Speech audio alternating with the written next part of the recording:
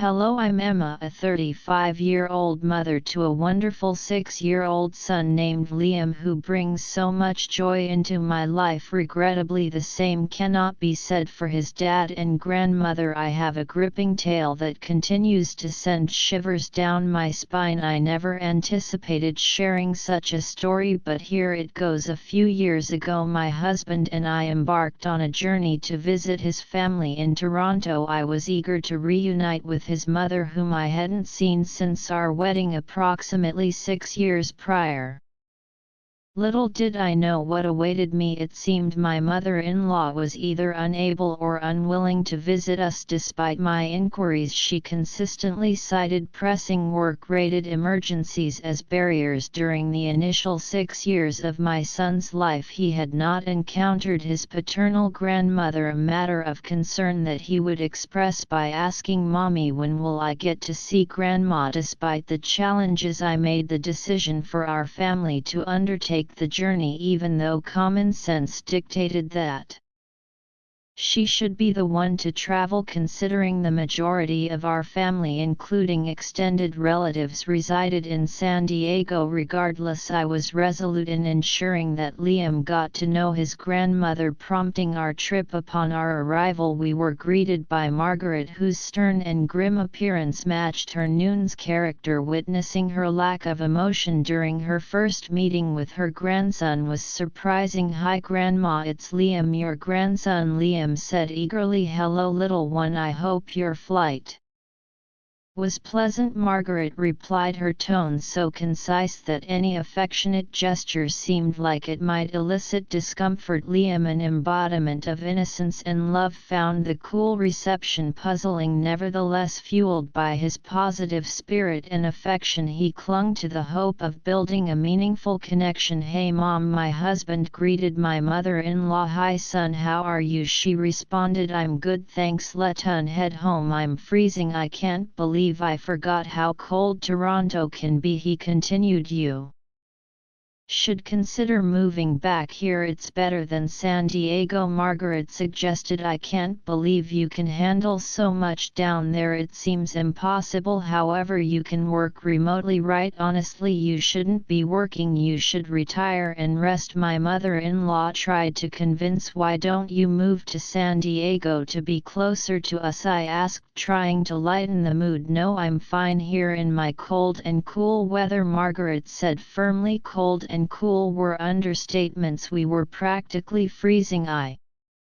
made sure to bundle up Liam in as many layers as possible. He had never experienced this level of coldness before, so I was extremely worried, but for some reason his grandma was obsessed with the cold. During our second day in Toronto, she nonchalantly proposed at the breakfast nook. "How about going for a walk in this weather?" I exclaimed. Added, "When their warnings about an impending blizzard later today." Liam looked up at his dad. "Daddy, what's a blizzard?" he asked. "Jake," my husband explained, "it's a frigid snowstorm that's both windy and quite intimidating." "Oh dear," Liam muttered, clutching his hot chocolate. Margaret dismissed our concerns. "Come on, if you keep coddling that child he'll grow up to be overly cautious. You have to expose him to the harsh realities of life." She insisted. "He's 6 years old," I retorted, "and given it's a blizzard." "Margaret, I don't believe that reasoning applies here." Margaret's eyes narrowed. "Seriously, you intend to show disrespect within the confines of my own home?" Her voice was strained. "No, not at all. It wasn't my intention to disrespect you," I replied quickly. "I apologize if my words came across that way. I was just trying to express that." I tried to explain. "Fine, we can move forward then." Margaret cut me off. "Jake tried to mediate." "Mom, I'm not sure it's a wise decision." Margaret was insistent. "We're going to your favorite spot, Jake. Remember, behind the rock near the waterfall?" Jake's eyes widened in surprise. "Really? The last time I visited I was probably 6 years old." Margaret pressed on. Consider the importance of sharing one of your cherished spots in Toronto with your son, who was now the same age you were back then. My mother-in-law persuaded. Jake hesitated, aided but nodded. You make a valid point, plus we both know a lot about Toronto weather and will ensure everything is safe, he concluded. So Emma, please don't worry, we've got this under control, my husband reassured me. Okay, only if you're certain, I agreed reluctantly. I don't know anything about this obviously. Liam doesn't either, so let's make sure to stay close, I insisted. Yes sure, no worries, Margaret muttered, already heading out the door. We embarked on our journey toward the supposed favorite spot. I couldn't fathom how someone could relish this cold weather so much. Frankly, I'd rather avoid the bone-chilling cold of this place. Nevertheless, I needed to ensure that Liam was having a good time. The sole reason we persisted in this adventure was the way his face lit up with joy and amazement at what he was witnessing. At a certain point, though, fatigue set in. It was evident that Liam was also weary, but he refrained from complaining, wanted to maximize his bonding time with his grandma. Along the way we passed an antiquated cabin with wisps of smoke emerging from it. Look, a cabin, Liam exclaimed. Yes sweetie, it's a cabin, I replied, trying to keep my voice upbeat despite my growing concern about the weather. Jake suggested, guys, would it be alright if we pause and rest for a while? Perhaps the people in the cabin might be willing to accommodate us for a bit. After all, we are in Toronto and Toronto is known for being super nice. Margaret shot him a look. That's not funny, and it's a bit derogatory to suggest that all of us are kind, she retorted. Oh, I'm so sorry, Jake stammered. I was attempting humor and I didn't realize it was in poor taste, he added. Yeah, well, it seems like you're unaware that many things you do are in poor taste, Margaret snapped. Nevertheless, we continued along the path, growing wearier by the minute. Carrying CT was exhausting. His added weight didn't help my alertness. As I tried to focus on the distance, I spotted Jake and Margaret moving swiftly. I called out to them, urging them to slow down. Oh, come on, you slackers, Margaret shouted back. I'm 62 and I'm outpacing you two. Hurry up. As I mentioned earlier, we don't embark on these adventures frequently. You're going to miss the best part. She was pushing us. What, I can't hear you, please slow down, I pleaded, feeling increasingly anxious at this point. Jake and Margaret seemed to have vanished. The snowfall intensified and it appeared that the anticipated snowstorm was about to hit us. Everything around us turned white and Liam began to cry. I grew increasingly anxious as the cold wind howled through the seemingly deserted forest, whipping snow into my eyes and stinging my skin. Clutching my son tightly against my chest, I endeavored to shield him from the biting cold as we trudged through knee snow in search of any signs of help. Hours had elapsed since Jake and Margaret had abandoned us in the middle of nowhere, miles away from the nearest town or shelter. She had taken my husband with her, leaving me and my son to fend for ourselves in the freezing wilderness. I felt a mix of fury towards her and my husband, but more than anything I was terrified for my son's safety. Mommy, it's so cold, I want to go home, my son whimpered. I know, my baby, I'm so sorry about all of this. I promise I'll find help for us. Okay, don't you worry one bit, I whispered, trying to keep my voice steady despite my own fear. As we stumbled through the snow drifts, I felt my body growing weaker by the minute. I knew we couldn't survive much longer in these conditions and urgently sought a place, prioritizing safety. Just when hope seemed lost, a faint light appeared in the distance. We stumbled towards it, half blind and half frozen, until we finally reached a small cabin. From before its puffs of smoke still billowing in the harsh wind, with the little strength I had left. I knocked on the door as hard as I could and then slumped against it. A voice from within called out, "Oh George, get some boiling water and some blankets right now." A kindly old couple took us in, graciously allowing us to shed our frozen clothes, bathe in the warm water they provided, and sit by the fire. They offered us fresh clothes, hot soup and blankets to wrap ourselves in. As we huddled together in the warmth, my anger and frustration began to boil over. I muttered, "Why would they leave us like that? I hope they freeze out there." The old woman Clara looked concerned. "Are there more people out there? We have to go and get them," she uttered. I shook my head, still fuming. "No, don't bother, it's my good-for-nothing mother-in-law and husband. They left us out there to freeze." "George," the old man frowned, "you must be mistaken. Why would they do such an awful thing?" he questioned. I sighed, exasperated. I knew Margaret was always like this, but Jake, I never thought he'd do that to us," I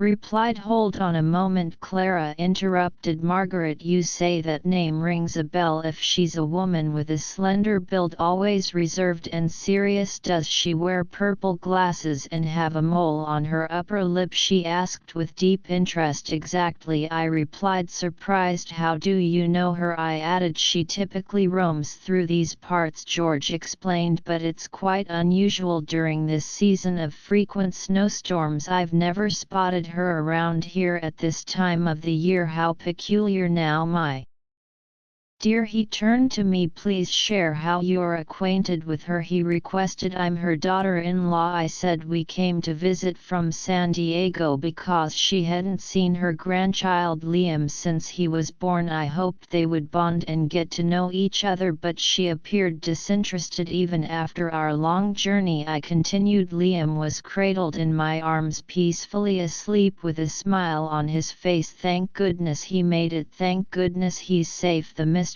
of how his little body endured all of that still lingers with me to this day. However, as I looked at him, frustration welled up against his ineffectual father and grandmother. George's face softened. "How could she not come down to visit that beautiful baby?" he asked, and added, "He's a joy to behold," bringing tears to our eyes when we think about what happened. "You see, we don't have any children of our own. We couldn't conceive, hence we decided to settle here and live amidst the mountaintops, an existence we've always desired, yet we can't escape the emptiness in our hearts. To learn that someone privileged enough to have such a lovely grandchild has chosen complacency is unforgivable," George concluded. "You know," Clara added, "I've always had an uneasy feeling about Margaret. I've shared this with you, George. That woman doesn't seem right in the head," she reasoned. I nodded, feeling the sting of betrayal. I called out to them, urging them to wait for us, but they continued ahead. They could hear me, yet they chose not to listen. I explained, added,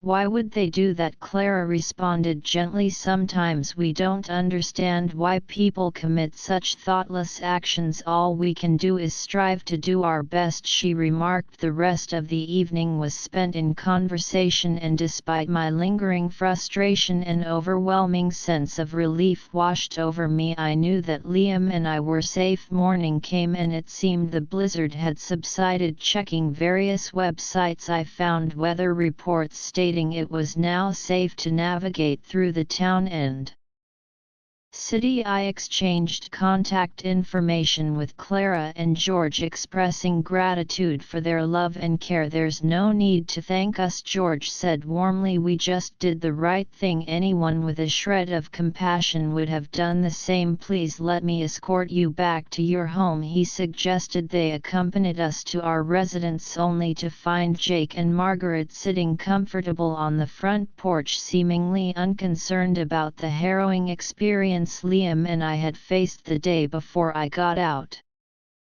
of the car and couldn't contain my anger. "What the hell is wrong with you people? How could you leave us there?" I shouted. Jake looked up nonchalant. "It was slowing us down. We wanted to see the frozen waterfall," he replied. "Are you serious?" I yelled. "Liam could have died last night. Don't you care about that, Jake?" "I wouldn't calm down," Margaret chimed in, her tone cold. "To be fair, you could have just stayed home if you weren't ready for this adventure." At that moment my vision turned red and I was ready to unleash my anger, shouting and kicking to let the whole world know how heartless and sick they were. Not only did they abandon us, but they also seemed to have no remorse for their actions. It felt as if they were intentionally putting us in harm's way. Before I could unleash a torrent of irreversible actions and words, George held me back, urging me to compose myself. Liam remained in the car with Clara, witnessing the confrontation. It took a moment for me to regain my composure, but even though I had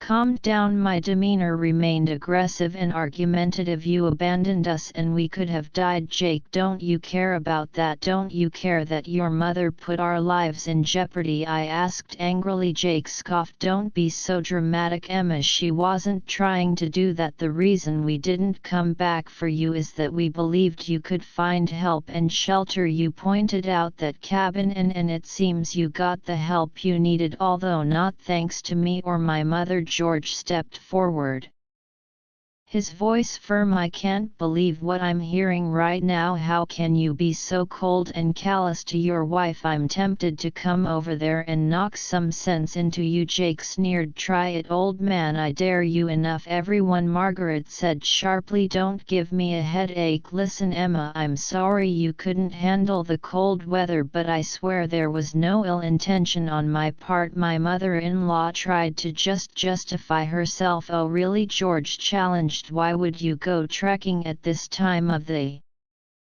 year? We never see you during this season, so why now? Why now when you have a child who just wanted to bond with you?" In other words, one might claim that this degree of gross negligence was deliberate. "Margaret, there's no way an experienced tracker like you would travel during this time. Only experts can deal with the weather like this, not novices like Emma and a child like Seahurt. You're a sick and twisted, pathetic individual," he added furiously. This seemed to break through Margaret's cold exterior momentarily as she looked pained, but she quickly returned to her Wicked Witch of the West demeanor. "I don't know what you're trying to insinuate, but if you're looking for a battle, I can assure you that you'll lose. Don't forget that I'm a wealthy woman with access to the best legal representation. Let's see how your little argument plays out in court, old man," she stated. "You two are sick," I spat, "and I never want to see you again. I hope you rot in hell," I added. "You know what, Emma?" Margaret snapped. "I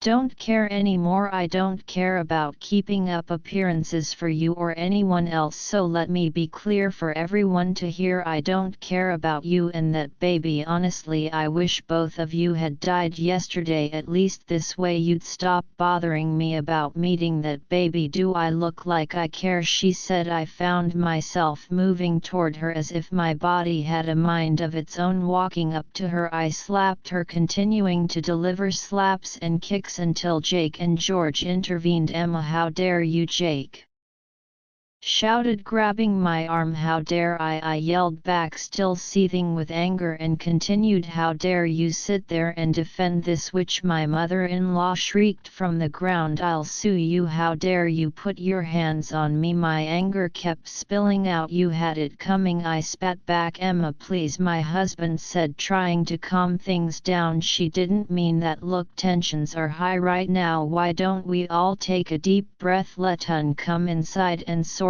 this out," he suggested. I looked at Jake, my eyes Filled with disgust, you are a weak and pathetic man, and I hope you spend the rest of your life atoning for what you did to your son, I exclaimed. Before Jake could respond, I spat squarely in his face and headed inside. After picking up Liam's things from the house, I got into the car with Clara and Liam. Mommy, I'm scared, Liam whimpered from the back seat. What's happening? Why did you fight Grandma? He asked. Sweetie, I'm so sorry you had to see that, I replied, my voice softening. Things are complicated here and I don't want to lie to you, but I'm afraid you're a bit too young to understand for now. I'm sorry to tell you that it seems like Grandma and Daddy don't want us here. We can't be here because Daddy and Grandma aren't very nice people, and I don't want you to be around people who aren't nice, I tried to explain to my son. But Clara and George are nice people, aren't they? He asked, his little voice filled with innocence. Yes, I love Clara and George, the first said, glancing over at them. Liam's eyes brightened a little. Can Clara and George be my grandma and grandpa? He questioned hopefully. Clara turned around in her seat and smiled warmly at Liam. Oh, bless your heart, my sweet child. Of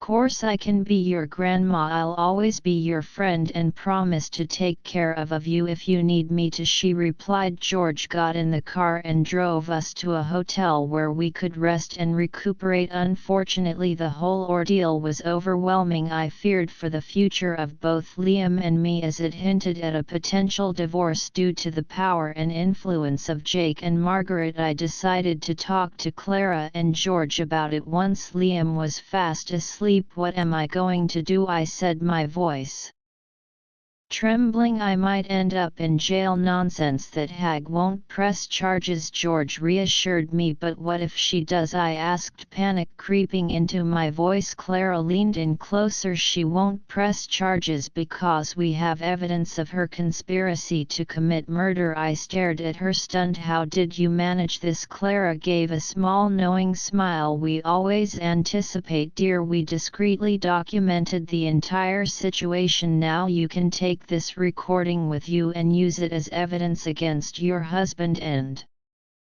mother-in-law in court, she offered. How did you even pull this off? You're like angels in disguise, I marveled. Hush, my dear, George said gently. Don't concern yourself with the details, just listen to the audio recording. As we listened, it became evident that the entire incident had been recorded, including the moment when I physically confronted her. Now there's a possibility of facing charges for physical assault, I muttered, feeling the weight of the situation. Oh God, why did I do that? Listen, my dear, Clara said softly, taking my hand. You acted as any loving mother would. You're a protective mama bear and you were defending your child. Frankly, I wish George and Jake hadn't intervened. You would have given her a proper lesson, but the key is if you had physically confronted her, the wounds would heal. You need to hit where it hurts. Their finances, sue her for everything, divorce that man and leave with the money, she admonished me. But the recording, you can hear me hitting her, I said, anxiety creeping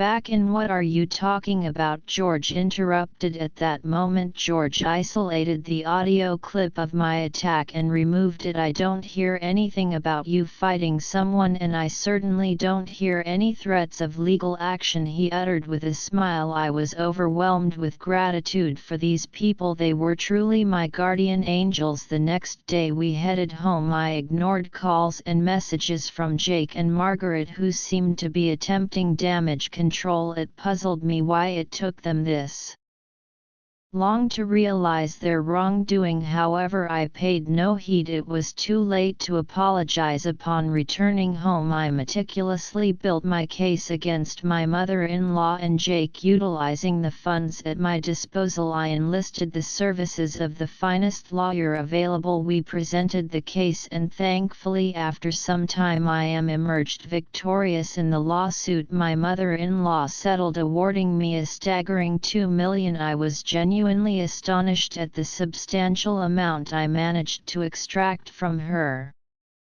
Although she persistently sent me death threats throughout our legal battle in the case of Jake, we naturally divorced due to his significant role in the matter and his gross negligence. He was compelled to provide additional financial compensation on top of the predetermined alimony and child support. With this financial influx, I was able to reset my life. I established a flourishing daycare near my residence, aptly named Elisa's Playhouse. Furthermore, I invited Clara and George to San Diego to commemorate our victories once all settlements were finalized. Here's to a fresh start for Emma and Liam. May they thrive. They congratulated me. Cheers to Grandma and Grandpa. I love you both, I replied sincerely. Not only did I rid myself of the toxic influences that were my ex-mother-in-law and ex-husband, but I also gained substantial financial resources and love from the right sources. Clara and George are even contemplating a move to San Diego after spending their entire lives in Toronto. Perhaps a